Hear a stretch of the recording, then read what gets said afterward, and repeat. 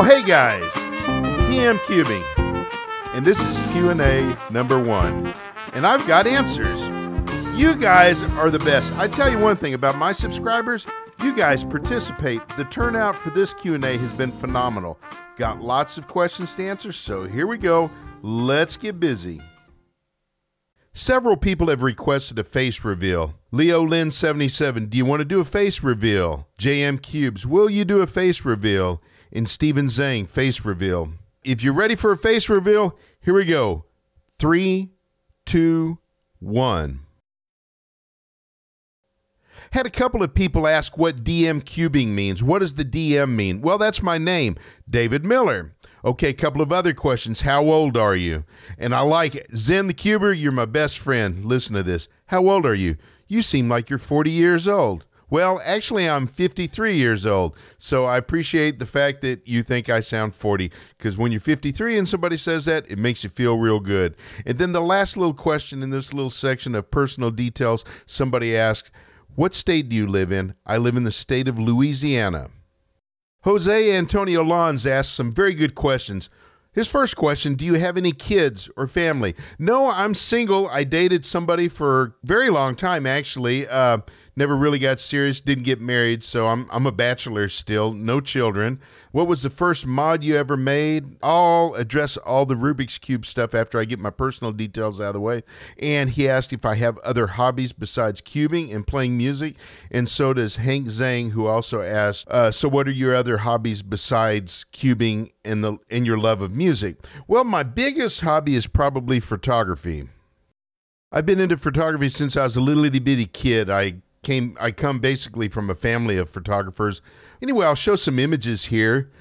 Some images I took of a Civil War reenactment, some concert photographs, and some of them from a blues performer, and then others you'll see here from a Tartan Music Festival. It's like an Irish, Scottish thing. Then I shot a wedding. This couple you see here in the upper left-hand corner, George and Diana, came from Yorkshire, England to get married in Huddie Ledbetter's church. Ledbetter, otherwise known as Leadbelly, was a very famous blues musician and collector of American song, and he was born and raised and lived just north of where I live here, north of Shreveport, Louisiana. So I got to meet them and take photographs at their wedding. And the two little girls you see there were at the reception, and then the little two boys in the corner were at a historical get-together in Arkansas last year, and then the little kid actually chasing a little butterfly. That's a plantation that's been in existence since either the late 1600s, I think 1695, but it really became a full operating plantation in the early 1800s. And my other hobbies include recording. I've got a music studio here at my house, and I like to record myself on trumpet and other instruments. I'm really into hats, high-end hats, men's hats, fur felt. God, what do you call it? Paja toquilla, the real high-quality straw, like a Borsalino. See, that's a Borsalino. Oh, that's another face reveal. Oops. I like to build horns. I make custom trumpets when I can. And I like to study music history. That's a whole other subject. One of these days, I'll tell you more about that. And what other hobbies do I like? I like collecting art as well. I mean, I've got lots of hobbies. It would take this video way too long to list all of them. Next, several people asked me what my job was. UCube, IGCuber, Daniel Harness. What do you do for a living? Thank you. What is your day job? What is your day job other than YouTube? My main job is musical instrument repair technician. Here I am looking at a beat up horn. And UCube also asks, is there anything else you wish you could do instead? Instead, no. I've been doing this for 30 years now. I'm in my 30th year as a professional band instrument repair technician. I used to play a lot as a professional musician. That's kind of slowed down a little bit, and that's fine. I mean, just kind of a natural progression of things. But no, I like doing what I'm doing, but with retirement coming up in a few years, I'm actually looking forward to that, and I may get into other things. Actually, a friend of mine who owns a hat company in California has kind of toyed around with the idea of he and I going into business together, making high-end fur felt hats. So Who knows? It'd be kind of interesting. I'd love that kind of work, steaming and shaping fedoras. I really like that kind of stuff. The next little section here is music. Got a lot of questions on this. I'll just start from the top here. AZ Stagger 888 asks, what got you interested in music? Swell, when did you learn the trumpet? What was the first song you remember playing? Casually cubing, what got you into music and cubing? Axel CH, how long have you been playing the trumpet? And Damian Cuber's second channel, how long have you been playing the trumpet? And thank you very much. He said, you're really good. Well, I guess I got interested in the trumpet because my dad, when I was a little kid, he would be playing trumpet albums all the time. I imagine when I was about 6 or 7 or so, I guess my ears started kind of remembering what it heard. So yeah, it's just kind of being exposed to music. My mother, even though she was not a musician, had an incredible ear, and her mother actually worked for an opera house, not in the production, but just the runnings and the operation of it in Germany. So I don't know if genetics plays into it, but I've always had an interest in music, and I've been playing since I was 11 years old, so that's 42 years I've been playing trumpet. For any trumpet players out there, you just have to stick with it. You just have to love this thing more than anything. So, okay, let's go on to some more. I have several other musical questions. Team Epic Crafters, what is your trumpet range? Mine is about high D or E on a good day. I don't know how old he is. If that's a high school, that's a good range. You're talking about the D or the E right above high C. That's good. I mean, most classical music really doesn't go higher than that, but big band music certainly does. And in my range, I don't practice and play as much as I used to, but when I was very actively playing, mine was about a G above high C to about an A, flat A. If you can play comfortably up to about a G above high C, that's good.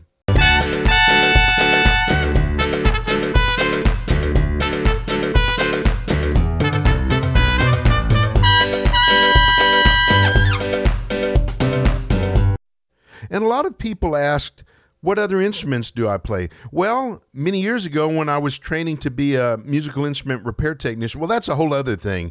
Gosh, this video might be long. Actually, I have a degree. I have a teaching certificate and a bachelor's in music.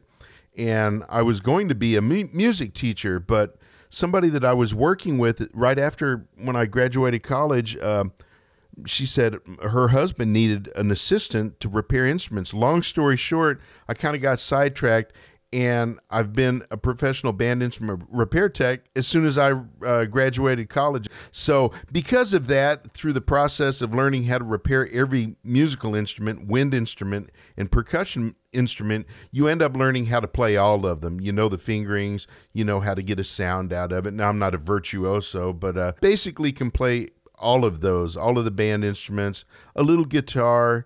Just recently tried to learn more about drumming and snare drum technique as far as using brushes in jazz music. And, oh, I used to have a couple of basses, string basses, 5-string Maisel and a real nice, Mizell, and a super nice old K bass, but I sold those many years ago. So anyway, I can play a lot of that, and piano too, because when you're in college and music school, you do literally, I did 5 years of piano. They shove it down your throat. It's like you have to learn piano, but it's a good thing. And finally, in the musical category, Ram the Cuber asked, would you rather give up cubing or stop playing the trumpet? Well, cubing, bye. Okay, and now on to the cubing portion of the Q&A. The question I get most on all of my videos is, when are you going to do a 4x4 tutorial? Back in February, I ordered from 2 separate Chinese sources some 3mm by 2mm magnets. That was February. Still haven't received them. I think I'm just going to take that as a loss. Now, I'm not a real big 4x4 person. I don't really solve it very well. And but I consulted with several people that are really good at 4x4 and that have done this mod. And let's see, about 3 of them actually. No, actually, probably 4 different people said we like 3x2 magnets in the middle portion of it, in the middle layer. So that's why I ordered those, and that's kind of what's holding it up. But in the meantime, I really highly recommend checking out Taco Cuber's tutorial. I think Taco Cuber did an excellent job with his tutorial, and I highly recommend checking it out. And until I can get to mine, here's a little blueprint that I drew out in January that shows the magnetic placement. It is high on my priority list, guys. It really is. I'm sorry it's taking so long. And I think the most asked question for this Q&A was, how long have I been into Rubik's Cubing, or how did I discover it, when I got into it, etc. Well, growing up in the late 70s and early 80s, a kid growing up that time, we were used to doing like little mind puzzler games, putting things together, little mazes and stuff like this. And boom, in 1980, this cube comes out. And it was the biggest thing ever. I mean, think of the current fidget spinner craze right now, how it's very popular among young people. Well, when the cube came out, it was popular among everybody, adults, children, everybody. And it's interesting. When it came out, it was not a toy that you solved with speed in mind. There were no instructions. This was before any books were written. It was before any algorithms were discovered. You just put the colors back on the side that they belonged. That was the whole thing. But we couldn't figure it out. And me and my friends that were really into it, I forget how long it was, maybe a year after we got the cube, and then there was a pamphlet that was published. But we wouldn't buy that because that's like cheating. Because in your mind, you're thinking like, I will be able to figure this thing out. But like a lot of things, it got put to the side. I started a job. I was 16 at the time. I was driving, had more responsibilities as a teenager, so it got put to the side. And it's interesting because I've only been back into cubing 11 months. It was in June of last year, this kid, trumpet player, he had subscribed to my channel, and I subbed back, and I was watching some of his trumpet videos and would comment occasionally. And one day, just out of the blue, he posted a Rubik's Cube video. And I'm like, what? I was really surprised. I know this might come as a shock, but I had no idea people were cubing again. And I was totally amazed that he did it in 23 seconds. Because when I was growing up, the world record was like 32 seconds, I think. A kid in Denton, Texas could do that.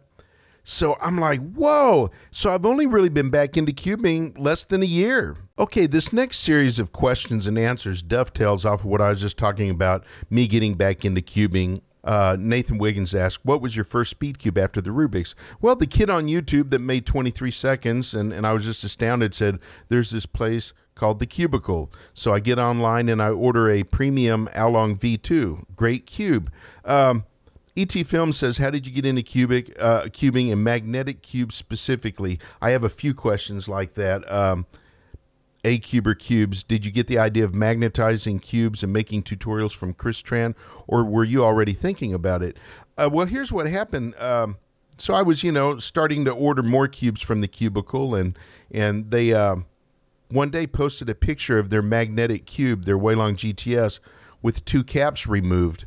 Well, I printed it out to the proper proportions, and I used measuring devices to determine that the magnet used in that photograph was a 4mm by 2mm magnet. Nobody really knew that at the time.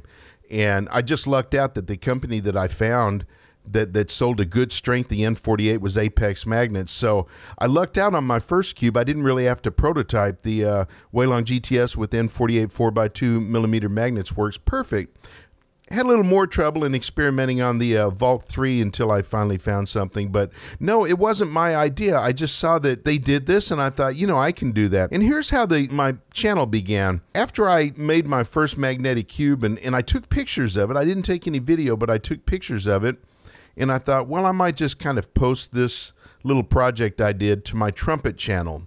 Kind of an off topic, but do that. So I was never planning on having a cubing channel. But I'm subscribed to all the big cubers and stuff like this, and small ones now too. And I left a couple of comments on some big QTubers video saying like, man, you're really into mods. Have you ever considered magnetizing a cube? And everybody that I suggested that to ignored me. That's why you'll see that I go out of my way to try to communicate with my subscribers, because there's nothing like the feeling of coming up with some kind of idea that you think could really boost somebody's channel, and then they just ignore you, flatly ignore you. So I had all these photographs and a nice magnetic cube, and I'm like, well, do I put this on my trumpet channel and then I'll start losing subscribers on my music channel? or do I start a cubing channel? So I started my cubing channel. I'm kind of a reluctant YouTuber. I just did it because no one else was doing it. Yellow Pen Pen asked, what do you think about fake solves and non-cubers? Well, when I got back into cubing, you know, like anybody else, the first thing you do, you start searching how to solve a Rubik's Cube. And some of the more popular videos on YouTube are fake. They give you this big, long algorithm, and you do it over and over, and your hands are cramping, and it's 20, 30 minutes later, and nothing happens, and you realize, like, I've been duped. So, yeah, I don't like that stuff. You know, it really has no place. And, yeah, I don't care for that. Exploring Cubing asks, what aspects of cubing do you like? I think I just really enjoy watching how fast people can do this. I'm just amazed at it.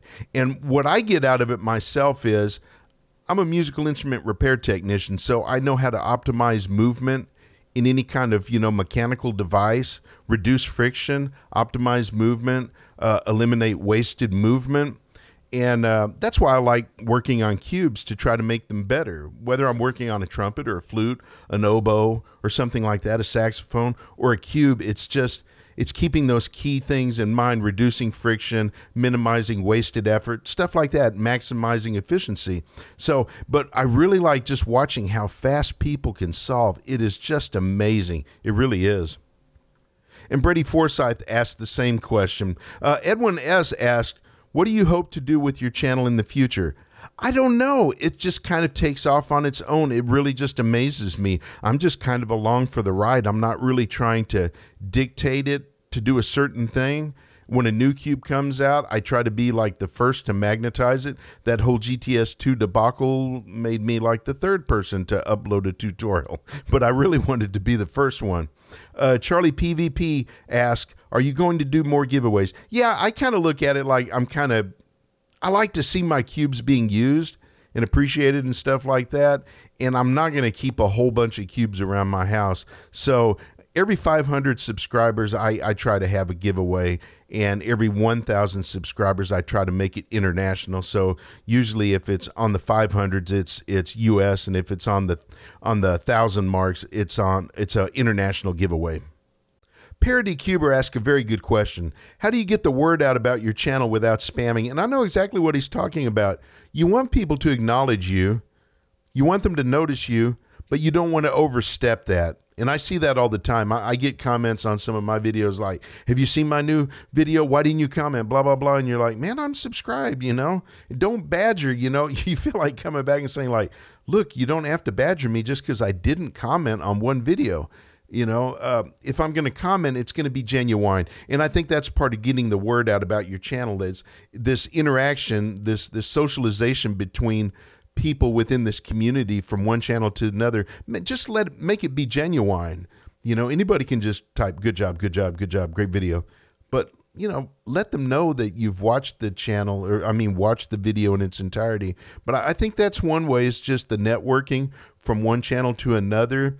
I kind of like reaching out to other channels, since I don't know, I kind of think that it's a good thing in this community to kind of support smaller channels, doing shout outs. And I've got a whole list on my iPhone. It's this list. I think I have 16 names now, so I'm going to have a mega shout out. But yeah, it's tough sometimes getting the word out. I think posting relevant material, maybe being more individual than others, because there's so many people that do so much of the same thing.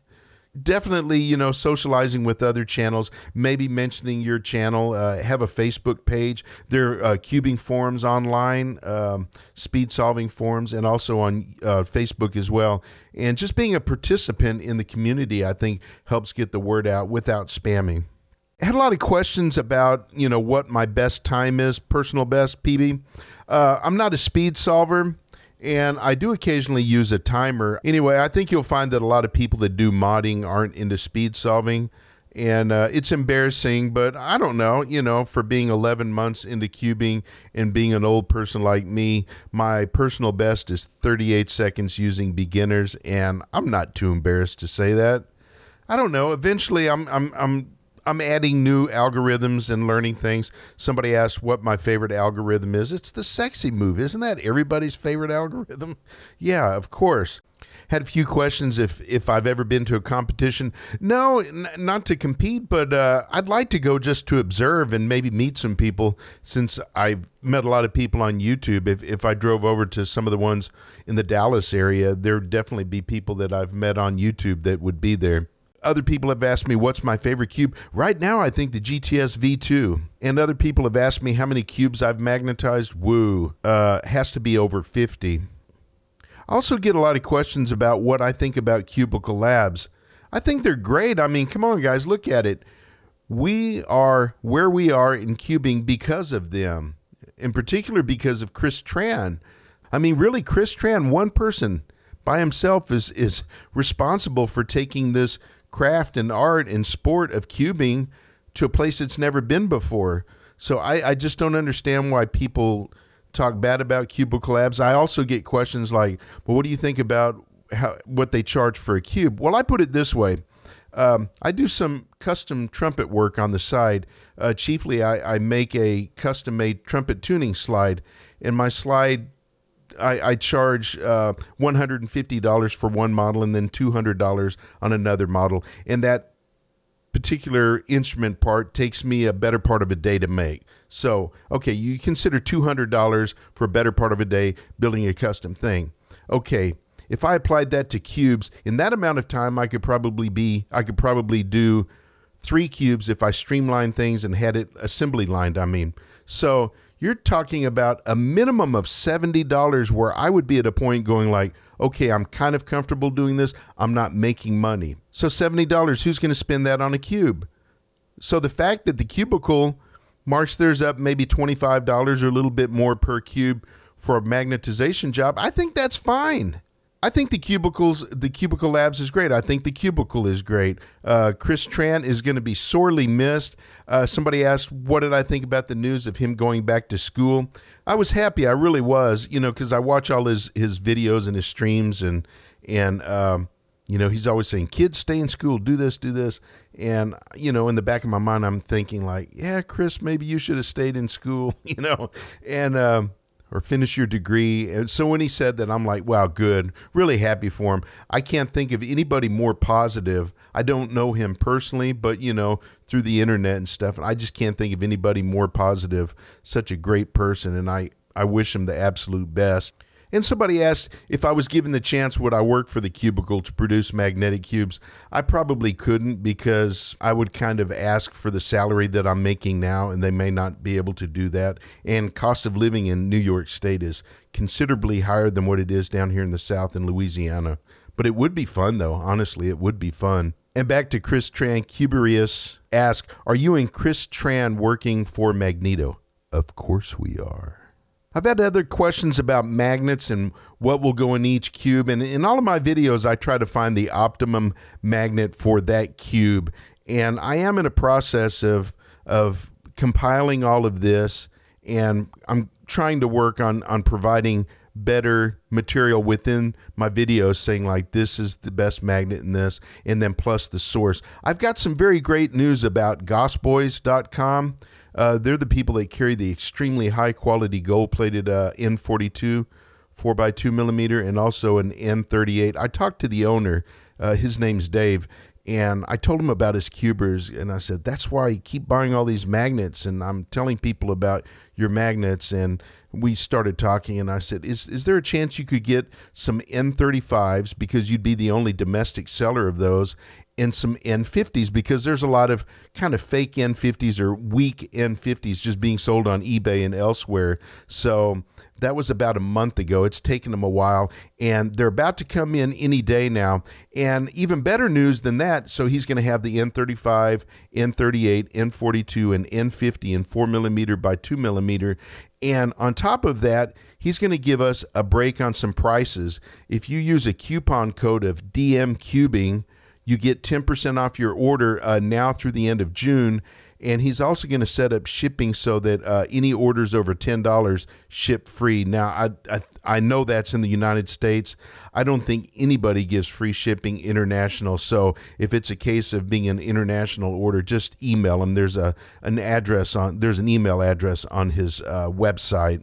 Universal Force asks, do you like hot chocolate and are you married? Yes, I like hot chocolate, and no, I'm not married. KX Cubes asks, what's the favorite magnetic cube you have ever made? I would think until recently, my favorite is the Weilong GTS Illusion with the black caps and the primary plastic insides.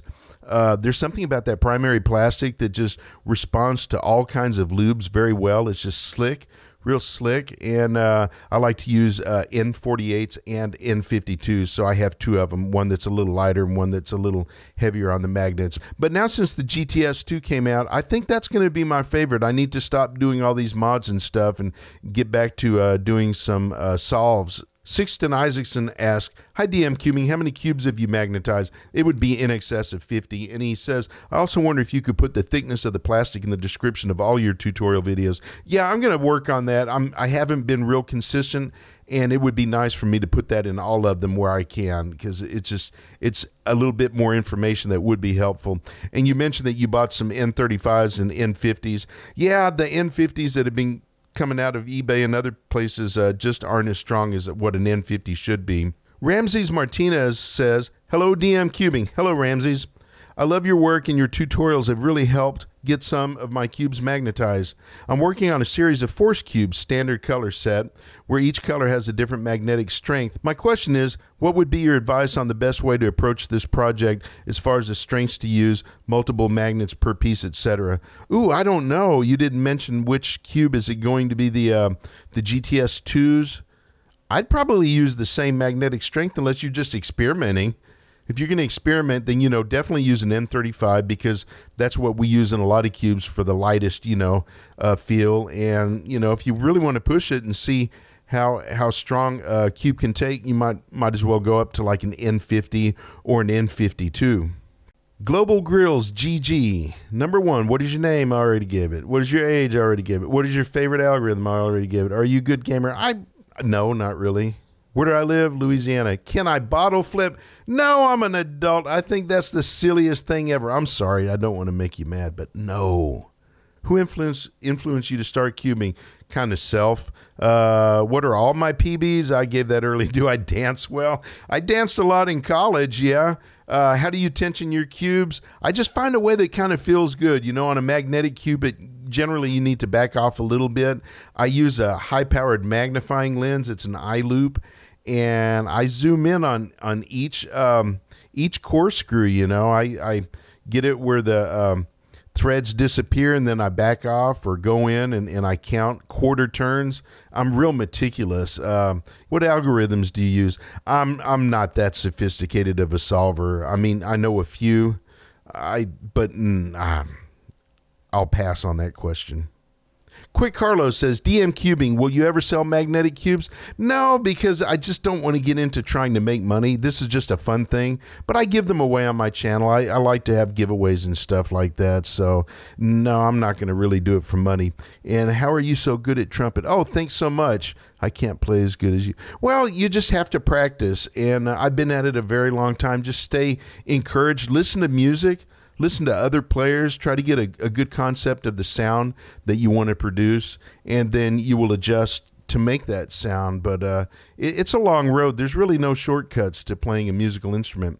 Just like cubing, I mean, you have to learn the algorithms if you want to be real fast, and you have to apply the proper repetitious practice of fundamentals to get where you want to go. Alston Wang, number 1, what is your favorite magnetic cube that you've made? I think right now it's the GTS2s. I really like those. What do you think of the fidget cube fad right now? I don't know. I'm not really into that, Nah. What are your thoughts on Lubical 1? I haven't tried any of those things or the boron-treated cubes. If Chris Tran says they're good, then they're going to be good. But I don't know. I just really hadn't had time to branch off and try any of that. Number 4, he says, would you want scratch and sniff stickers? No. But if they did, let's see, lemon would be a good scent, wouldn't it? Abijah Z says, who would you say inspired your video style the most?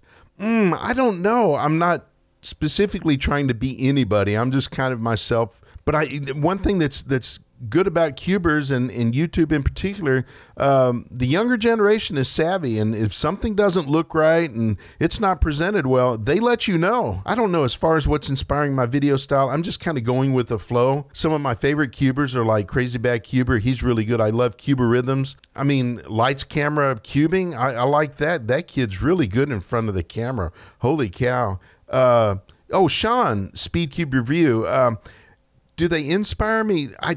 I guess they inspire me, but it doesn't cause me to be a certain way in my videos. It's just that you see real good quality and then you aspire to not put out garbage. You can't be like them, but you're not going to put out a lot of garbage. You just try your best because of these good cubers out there. Oscar Ernst Jung, any ideas for future video except magnetic cube tutorial? I don't know. Yeah. How to remove magnets from cubes. I've had a lot of requests for that. How to get the glue off the magnets once you've taken them out. Certain things like that, of course. And the most in question is, am I handsome?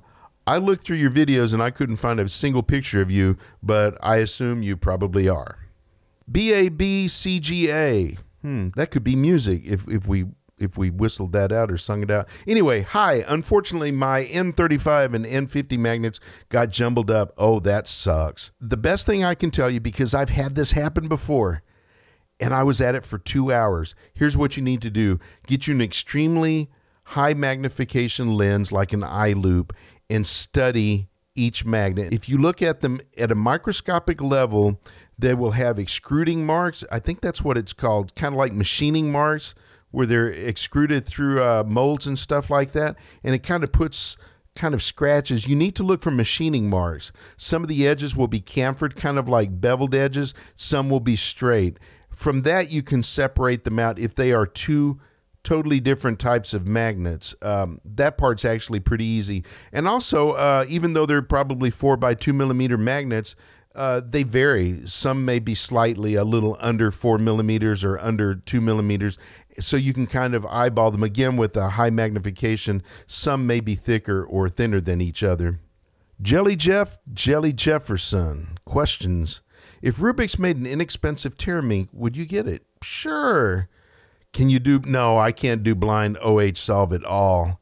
I'm just absolutely amazed that people can do that. That's another one of those things as an older adult I just look at and I'm like, whoa, how do you do that? And how do you do more than one? No, I can't do that. Never be able to do it. Number 8. So you skip 3, 4, 5, 6, 7, and then you're doing all 8s. Oh yeah, Cuba Rhythms. Absolutely. Yeah. Red and Blue. Two of my favorite people on YouTube and have been supportive of my channel too. So I appreciate that. Favorite meme, don't really have one. What is the most difficult cube to reassemble? Ooh, I don't know, man. Stuff I probably haven't done, 10 by 10. Another number 8. If you got a world record for a 3x3, how would you react? I'd be pretty happy. Have you ever turned a Rubik's Cube? What? Do you have a Kilominx? No. Did you notice I skipped 5? Yeah, you skipped 5 and a bunch of other numbers. Okay. Hybrid Cuber, which would you recommend, the Weilong GTS 2M or the Volk M? I don't know, man. The GTS 2M is really a strong leading cube for me. I like both of them, but there's something kind of magical about the GTS 2. Cybaz, the HR7, asks, what are the strengths of all magnets which can be used in a cube from lighter to strong? N35 N52. Yeah, but which ones? Just kind of watch some of my videos. Generally speaking, some of the lighter weight cubes like a GAN Air or the Volk 3 respond pretty well with a lighter magnetic field magnet like an N35. In thicker cubes, some of the older style like an Along V2, a Yushao, the Weilong GTS version 1, those work real well with an N48 up to about an N52. Some of the newer cubes like a GTS 2, it works well with a variety of magnets from N35, 38, and 42. EMP Cuber 729 asks, what is your favorite and least favorite magnetic cube? Oh, I don't know. I seem to like all of them, really. Now, some are a little more difficult than others to magnetize. The GAN Air, for instance, is a little bit kind of tricky to take apart. 1111Fs ask, what is life? Life is what you make of it. You're only given one chance, so do the best you can.